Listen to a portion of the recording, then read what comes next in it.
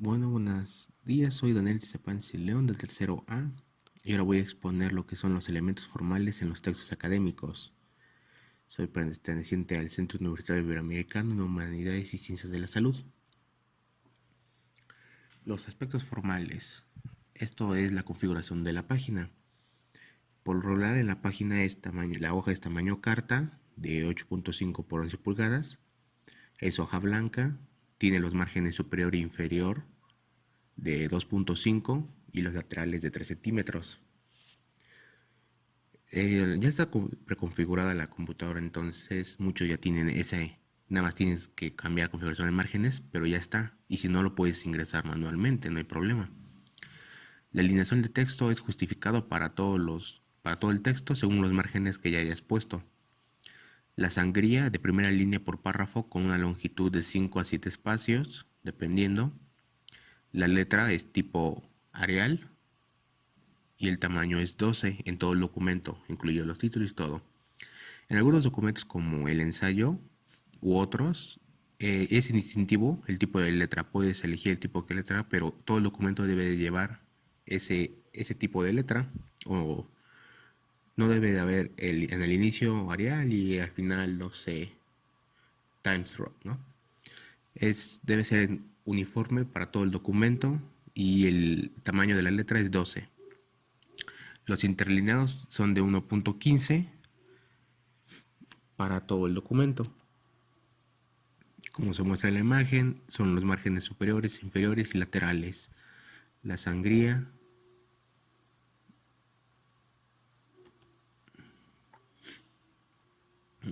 Iniciamos con la presentación. Voy a hablar sobre la presentación o introducción, el cuerpo o desarrollo y la conclusión o cierre.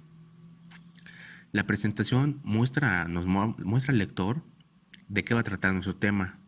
Da una pequeña introducción de lo que vamos a hablar durante todo nuestro documento y le vamos a dar la impresión de que merece la pena leerlo. La presentación es como vamos a enganchar al lector para que pueda leer nuestro documento. Si nuestra introducción es buena, el lector va a querer leerla porque se le va a hacer interesante, le va a llamar la atención. Y así lo vamos a enganchar para que siga leyendo nuestro documento y no sea desechado. A veces no es necesario remarcar con títulos, ejemplo, introducción. Esto hace alusión a que, por ejemplo, en un ensayo en otros documentos no es obligatorio separarlos por introducción, desarrollo y conclusión, remarcadamente como un título. Deben estar ahí y se deben hacer notar, pero no es a fuerzas que los tengamos que separar por títulos así. Los componentes de la presentación es el título de nuestro trabajo, autor o autores, si somos uno o dos, la asignatura de nuestra materia, nuestro grupo, la carrera que estuvimos estudiando, qué universidad pertenecemos, en algunos casos también la fecha en lo que la estamos haciendo o en la que vamos a entregar. Está el índice, el resumen o el abstract. Eso, si es un artículo, debe de llevar resumen en español y abstract en inglés. El capítulo introductorio si es en libro y los agradecimientos también si es en caso de libro. En un libro está el capítulo introductorio, que es un capítulo que nos va a dar generalidades o nos va a explicar, pero va a estar no de lleno, sino algo superficial para que podamos entender lo demás. Y los agradecimientos son para, pues, para la redundancia, agradecer, no sé, a un familiar, a una persona que nos ayudó, a una serie, o sea, agradecimientos a quien sea.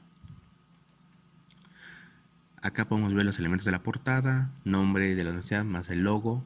En caso de que sea rectangular, el logo va a ir en la parte superior centrado. Así, si es, no sé, un poco más cuadrado o más pequeño, no es tan ancho, entonces va a ir un poco más abajo, igual centrado, pero no va a abarcar todo lo margen de la hoja. Para la facultad, la parte de abajo del logo es el nombre de la universidad y qué carrera estás estudiando. El título centrado. En la mayoría de los textos tratemos de no poner mayúsculas todo el documento ni negras. Está bien así. Esto a lo mejor no está justificado, está centrado, pero tratemos de no poner mayúsculas todo. Eso también va a depender de a quién va dirigido, quién lo lee o quién lo va a revisar. Cada uno conoce a los catedráticos o a personas a quien va dirigida, ¿no? Tenemos los datos personales del alumno, el año académico, el nombre del profesor, la asignatura, el nombre del estudiante, el ciclo, su turno en dado caso de que haya, y hasta abajo está la fecha. Como pueden ver, acá está el índice. Por lo general, la dedicatoria hasta la introducción, todo eso no se contabiliza aquí dentro del índice en páginas. ¿Por qué? Porque pues, es algo antes del primer capítulo, entonces no se contabiliza, solo se pone como que existe. El índice se hace hasta el último. ¿Por qué? Porque dependiendo de cuando ya acabamos el documento, hacemos reconteo de cuántas páginas son y los vamos separando por capítulos o subtemas, y ya podemos poner la hoja correspondiente a cada uno y ya es más específico. Acá él lo divide por capítulos, capítulo 1 y 2. Después, como ocupó el 1 para problemas de investigación, es correcto que ocupe el 1.1, el 1.2, 1.3, y en el 1.6, que son objetivos, después sigue el 1.6.1, aquí podría ser. Y así se puede ir. Después ocupa el 2, pues lo romano, y es 1, 1.1, acá sería 2, punto 3, punto 4, punto 5, punto 6 y punto 7. Algo que vi es que esta persona está juntando números romanos con números normales, entonces evitemos también hacer un poco eso y podemos ocupar números o números arábicos o números romanos. Y como les comenté, este es el resumen y el astra para un artículo. El artículo debe de venir siempre con un resumen al inicio y un astra que es lo mismo pero en inglés. El resumen es en el idioma original de la persona que lo está escribiendo, no es a fuerzas español. Ahora, el título debe ser corto y nos debe de llamar la atención. No debe ser un título extremadamente largo porque entonces el lector se va a aburrir o le va a dar flojera de seguir leyendo y no lo va a terminar. Nuestro índice debe de presentar los apartados, subdivisiones, debe de llevar una jerarquía correcta para separar toda nuestra información, desde nuestro título principal hasta nuestros subtítulos, hasta los puntos que vamos a tratar que no son relacionados. ¿Para qué? Para que tengamos esa correcta separación y esa correcta organización en nuestro documento. El capítulo introductorio puntualiza el orden de los temas, anticipando en el contenido del documento. Como ya los mencioné, el capítulo introductorio nos va a mostrar, nuestro orden de documento nos va a mostrar una pequeña introducción, no introducción, pero sino una pequeña embarrada de lo que va a venir en nuestro documento. Pasamos al cuerpo. El cuerpo, el desarrollo, el desenlace, como le quieran llamar. Esto se encarga, tiene la obligación de reunir información, nuestra argumentación, el debatir, el mostrar al lector las pruebas, el mostrar todos los elementos de nuestro desarrollo que estamos haciendo. Toda la información va a ir en el cuerpo. Después de nuestra pequeña introducción, toda la información de lleno que hemos investigado va a ir en esta sección y se va a componer por el problema que vamos a tratar, los objetivos de generales específicos, qué metas queremos lograr, no sé, algo general, dar a conocer a tales personas, a tales alumnos, al lector, la importancia de este tema y nuestro objetivo específico, que es más adentrado, mostrar en este documento, especialmente a los alumnos de tal grado, de tal semestre, de tal grupo, la importancia y veracidad de este tema o algo parecido. La justificación, no justificar el texto, ese es otro tipo de justificación donde vamos a, a nosotros a justificar nuestro tema, todo lo que estamos poniendo, vamos a mostrar por qué está ahí y defender esa postura y no parece que solo escribimos por escribir, no, cada formación, cada subtema,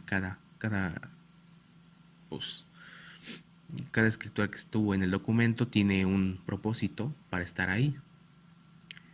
Los antecedentes y el marco teórico, eso ya lo sabemos, al inicio de cada tema tienes que dar como que una antecedente o mostrar una retroalimentación del tema antes de pasar a desglosarlo todo, de investigaciones previas obviamente. El problema y la metodología es cómo lo vas a ocupar, qué vas a ocupar, tu muestra poblacional cuál es todo eso de la metodología. Ahora, al inicio vas a explicar el problema que vas a desarrollar, tus objetivos, como ya lo dije, los puntos clave que vas a despejar, puntos clave, incógnitas que tienes, incógnitas que vas a responder y los antecedentes correspondientes a tu investigación para que el autor no esté en blanco todo el tema, todo el texto, y con esa pequeña investigación de los antecedentes en este tema va a tener, por ejemplo, un pre antes de tu documento. Ahora, es fundamental separar o entender los antecedentes del marco teórico, pues el último explica la relación de los conceptos que tomarás de los antecedentes para elaborar tu hipótesis. El marco teórico lo que vas a hacer es, vas a realizar los conceptos que tú tuviste en los antecedentes que te mostró el escritor, y con eso tú vas a elaborar una hipótesis, es un pensamiento, es una idea más o menos de qué va, y después tu hipótesis tú la vas a confirmar o la vas a negar después de que hayas terminado tu texto. Los datos e ideas serán analizados en distintos capítulos. Como ya les mostré, el orden correcto es poner el título, después separarlo por subtítulos o por punto 1.1, 1.2, para tener un orden correcto. Y lo recomendable en los textos es organizar los capítulos para facilitar su legibilidad, para facilitar cómo lo leemos, para ayudar a comprender al lector, para que se vea más estético y para que sea agradable visualmente. Como dije, la metodología son diferentes, son muchos elementos, pero que todos unidos ayudan a la construcción de nuestro documento. Por ejemplo, la población seleccionada, cuál va a ser, características de nuestra muestra, el alcance que tiene nuestro estudio, los elementos utilizados, qué materiales físicos, económicos, materiales, y el análisis estadístico de los datos recabados, ya sea que con los datos que recabamos hagamos una gráfica, un esquema, más que nada gráficas de barro, gráfica de pastel, es más que nada la metodología esa. Se pueden intercalar figuras y tablas si son necesariamente ponerlas dentro de ese texto. Si son indiferentes o no es muy necesario ponerlo entre ese texto, se ponen o se pasan hasta la última parte donde son los anexos, donde ahí pueden poner fotos, gráficas, imágenes, todo lo que no eran. Es bueno saber esa información, pero no es obligatoriamente necesaria que estuviera dentro del texto. Se pasa o se traslada hasta los anexos, que por ejemplo no tenía una imagen original, pero tengo una foto de tal lugar, tengo la foto de cómo un paciente se está levantando, entonces los paso hasta los anexos. Obviamente dentro de mi texto no sé si yo pongo en el día 4, después de tal terapia, con tal movimiento, el paciente logró levantarse y mover tal articulación. Véase anexo 2. Entonces el lector se va a ir hasta los anexos y va a ver la imagen donde dice anexo 2 y va a ver esa imagen. Entonces va a ver como una referencia visual. Por último, la conclusión es presentar los resultados del trabajo. Todo lo que se vio en el trabajo, aquí vas a poner desde tu opinión hasta la conclusión a la que llegaron con la investigación. Ya es lo último. Y se va a componer por la conclusión, los anexos y la bibliografía. La conclusión, como estamos viendo en la imagen, es solo, a veces es poner el título, a veces no, pero es solo a lo que llegaste, el final de tu documento, después de todo el documento, qué aprendiste tú, a qué llegaste, qué pensamiento ahora tienes, cuál fue tu postura, todos los resultados de todo lo que leíste, de todo lo que escribiste, van a ir en la conclusión. La conclusión, al igual que la introducción, debe ser breve, directa, debe llevar un orden, y por lo general ahí se ponen los principales hallazgos de todo lo que hablamos durante todo el documento. Los anexos, como ya mencioné, pues son ese apartado donde vamos a poner imágenes gráficas, tablas, fotos, dibujos, hasta puede ser encuestas. Todo lo que no era necesario poner dentro de nuestro texto se pone acá en los anexos y se pone una pequeña marca como anexo 1, anexo 2, anexo 3, pero dentro de ese mismo anexo, para que sea fácil de dirigirnos desde donde el texto diga véase anexo 1, véase anexo 4, podamos ir hasta los anexos y rápido identificarlos. Y las fuentes bibliográficas son de sitios web, de libros, de artículos, artículos de Cielo, Redalic, de Google Académico. También puede ser, no sé, de un documental, de un noticiero. Y son fuentes que por lo general siempre se llevan a cabo en formato APA, porque es el más usado en nuestros tiempos. Y es como le damos ese crédito a los respectivos actores. ¿Por qué? Porque si no lo dijimos nosotros, si no somos el autor de ese pensamiento, entonces para evitar el plagio, le damos el crédito a su respectivo autor. Y es de esta manera, o para mostrarnos de dónde sacamos nuestra información, de que nuestra información fue sacada de un documento válido, de un documento escrito, por ejemplo, de un libro, de un artículo, para que el lector vea al final y vea que nuestras fuentes bibliográficas son confiables, que sí hizo una investigación el escritor brevemente para redactar su documento. Y eso es todo, gracias.